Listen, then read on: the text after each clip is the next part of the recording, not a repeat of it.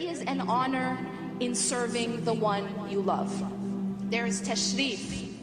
And it is only once that love is gone or weakened that serving that person goes from being an honor to just being a burden. It goes from tashrif to only taklif. Sadly, our worship of God is like this, just a burden. We don't pray to seek refuge from the storm of our lives. If we pray at all, we do it to get it out of the way. Or maybe because our parents won't stop nagging until we do. Somehow we have forgotten that if we don't pray, we harm no one. Not Allah, not our mothers, not our fathers. We harm only our own selves. You see, on the Day of Judgment, every man and woman will stand alone in front of Allah. And there is nothing that anyone can do for you except by the permission of Allah. On that day, a mother would be willing to throw away her own child just to save herself. Please understand the reality that we have forsaken because we are so caught up with our phones, our apps, our friends, our parties, our highs. We're so caught up with the cute guys and the pretty girls. Please understand that ignoring a reality does not make it any less real. It's still going to happen. Being unprepared for something doesn't stop it from happening. If you choose, for example, to stay up all night partying, instead of studying for your final exam, it doesn't mean that the final exam won't happen. It still will, and you only end up failing. If we spend this life just partying, pretending that the final isn't coming, it won't stop it from happening. Nothing will stop death. Nothing. Nothing will delay. Nothing will delay the Day of Judgment.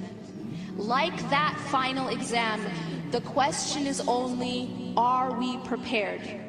Or are we too busy playing? Imagine for a moment that a news reporter tells you that a huge storm is coming.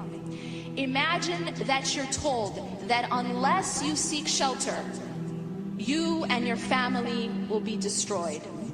What would you do? If we really believed that a storm was coming, we would run to shelter, right? Only a person who didn't believe the forecast would continue playing, ignoring the countless warnings. Only if you thought it was a lie or you were too drunk to realize. Only if you didn't really believe or you didn't really understand. But how could someone know, really know, that a storm was about to hit and do absolutely nothing to protect themselves and those they love? Would anyone say, I'm actually too busy hanging out right now.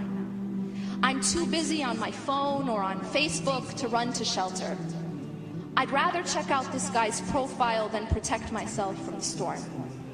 No one would say that. And yet, every single time we put off our prayers, put off wearing hijab, put off giving up dating, put off leaving our poisonous bad company, put off abandoning alcohol or smoking or pot or pornography, that is exactly what we're saying. The fact that we cannot leave these haram things, the fact that we insist, I will never leave alcoholic drinks, I will never give up illegal sexual intercourse, I will never give up smoking hookah or pot or pornography, I will never give up dating and all the so-called pleasures associated with it. The fact that our worship has become only a burden is a sign that there's a problem internally.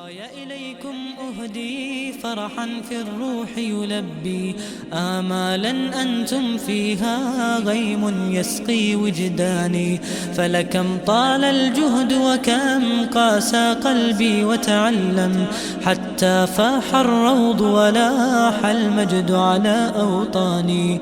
أعواما مرت عشناها أياما لسنا ننساها واليوم نلبي لنداها بشهادات